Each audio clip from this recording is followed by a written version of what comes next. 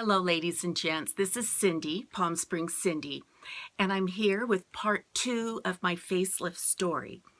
Now, I did record a part 1, so if this is your first time tuning in or watching a video of mine, just know that you might want to start with the first video of mine on my facelift story so that you can watch them in sequence, because I am talking about my facelift story, part 1, part 2, and a part 3. So this is part 2, and I actually made some notes for myself so that I remember what I need what I need to say. Okay. The next morning, the very first morning after my surgery, I had to go back to the doctor's office, and I think I had to be there by 6:30 in the morning or 7 o'clock. And it was before his office hours. And so, I climbed out of bed. I put a fresh warm-up suit on. My friend that had spent the night with me got me, got me dressed and got me in the car and drove me there. So when I got there, there were about 2 other people waiting to get in that he had done surgery on the same day he had done surgery on me, I'm pretty sure. And so they were there for their day after checkup. So I got in the office, and one of the gals, I don't think she was a nurse, but she was one of the office staff, and she took me back in one of the waiting rooms, and she took off my cotton helmet and proceeded to really very gently clean me off. So I had like goop in my goop up here, goop around the stitches in my eyes, goop all around the stitches from the facelift, and crusties in my eyes and all around the incisions. So she took my cotton helmet off, and she very gently cleaned me up. She put some solution in my eyes it just felt so good. But one thing that you have to be aware of, it was really a problem. When they do surgery on you, they like wash your hair in some kind of a betadine or some kind of a solution that like purifies your hair, so there's no, sterilizes your hair so there's no germs or anything. But so your hair is wet, and then they put this cotton helmet thing on you. And so when they took it off, my hair was totally hard and crunchy and just smashed up against my head, just the way, it had turned out to be on my head from the cotton helmet. So that does not sound like a big deal, but it took months to get that stuff out of my hair. And that was when you have incisions and things, you can't really scrub hard. So it was a problem with it took me a long time to get that out of my hair. I don't think they use that anymore. I think they use something else, but that was horrible. So, so they cleaned me off. Then the doctor came in. I still had my drains. They're like little plastic tubes that are threaded in here, and they come down. There's a little ball on the end of them, and then you pump that ball, and it pulls out any excess fluid that might be building up in this area. It doesn't hurt. Nothing about that hurt. So okay, so they cleaned me off. The doctor came in, checked me over, asked me some questions. How am I doing? Yada, yada, yada. And then everything looked great. Then the gal put on a new cotton helmet on me. But this time, I was able to say, ooh, too tight, and it was nothing like the original one. It was much lighter and more of just an ace bandage tucked around my chin area here, and cotton and things along my incision areas. So I got the okay. Everything was coming along, and I was still on pain medication, because remember, like every 4 hours I needed to take a pain pill, and I needed to. So I got home. Basically that second day is just about you sleeping, staying that 90 degrees up, having people come check on you to make sure you're still sitting up at a 90-degree angle and you haven't like fallen over.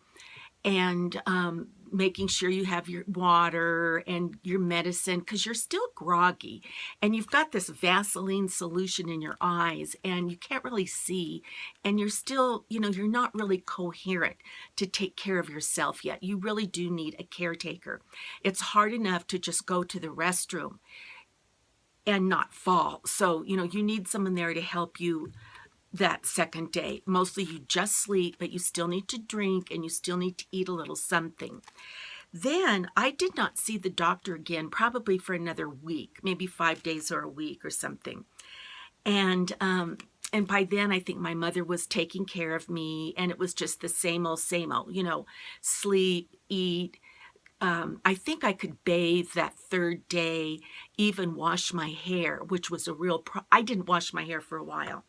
I just kept that Band-Aid thing on it. I mean, who cares what you look like? You're out of it anyway.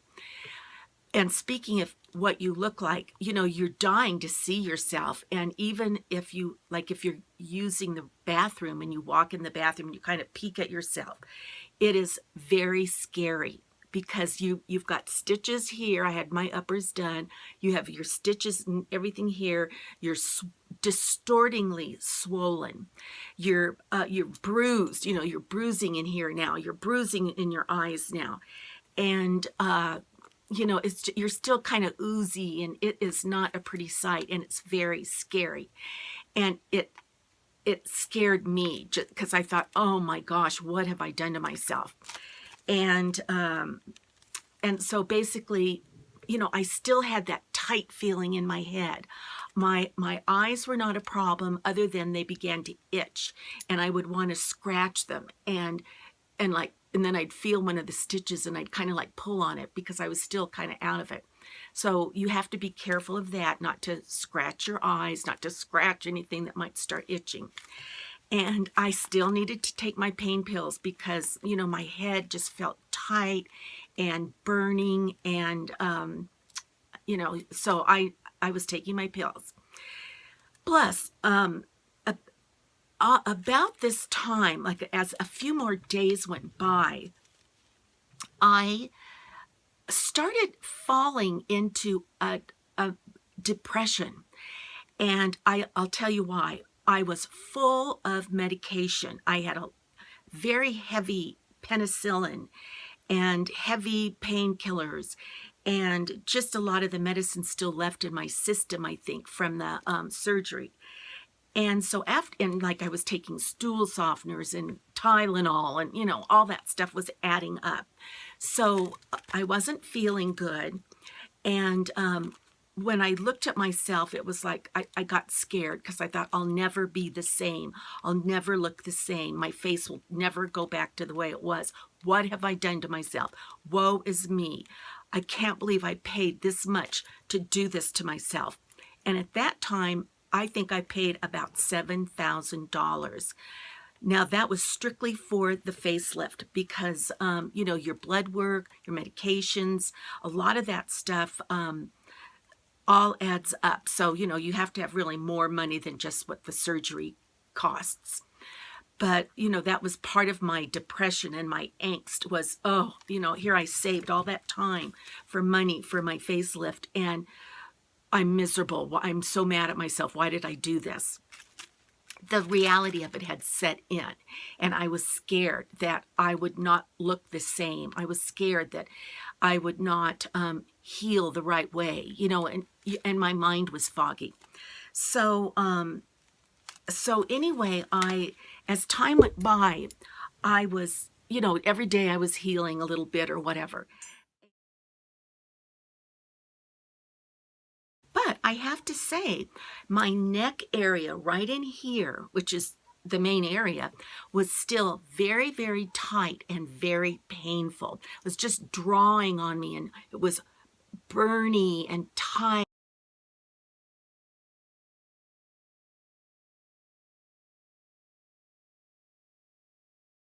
And, just really pulling on me. My eyes, no problem. I had also had, this eye is lower than this eye. So the doctor had made an incision right sort of in here to sort of pull this eye up. So, I had a little incision in here, and anyway, nothing hurt but my neck area, which is the main part. So I would call my girlfriends that I had a gal pal that had had the same surgery 2 days after mine, and another gal that had it like a week or two after me. So I would call them, how are you doing? And I could tell by our conversations that they were doing much better than I was regarding healing, regarding the pain issue. Because I would ask them about their neck, and I would say, "Is your neck just so hurting you?" And they were kind of like, "Well, it's kind of tight. Yeah, yeah, kind of, but it's okay." So I thought, "Oh, okay, my neck is not okay. So something's going on."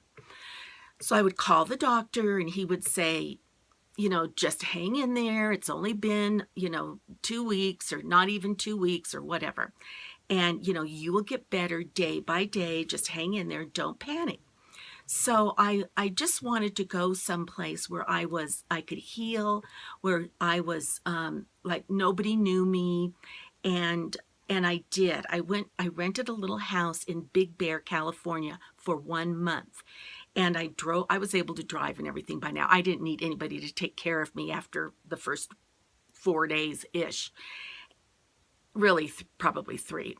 And so I drove up to Big Bear, and I just, vegged. I just laid around and healed. But I was beginning to lose a lot of weight because I was, like I said, I was in this depression, and I didn't really feel like eating, and I was sleeping a lot, and I was worried every time I looked at my face, this eye looks different than this eye. When is this going to stop hurting? I can't eat, it hurts. So I ended up losing a lot of weight, enough weight that it did sort of change the way my face looked because, I lost a lot of weight in my face. So I kept calling the doctor, and I just said, my neck really hurts. It's pulling. It's tight. I am miserable. I need more pain medication. And he said, "No, you're not getting more pain meds." And he said he explained it to me this way, and I got it. He said, "Cindy, he said, imagine a tree that has a limb with a lot of leaves."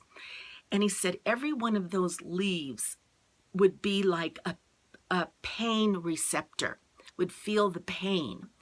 Now, some people have a tree with not that many leaves on their branches, so maybe their pain is not as great as your pain because you have a tree with a lot of branches or a lot of leaves, and your leaves are sensing that pain and that healing, and that it's just the way you're healing. You will be fine. Nothing's wrong, and just take some leave, and rest, do what you need to do, but you will be fine. Give it time. So, okay, there you go. So now school was ready to start. My month up in Big Bear was over.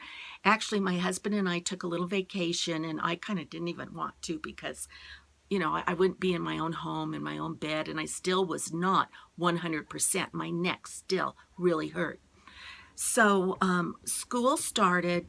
We went on our vacation. It was wonderful. School started, so keep in mind, this is 3 months later. In those days, we had a full 3 months of summer. So I started school, and I had my hair cut short before my surgery. And between my short haircut and my weight loss, when people said that I looked different, I would say, "Oh, I've lost weight," or, "Oh yeah, I got my hair cut and it's just starting to grow out."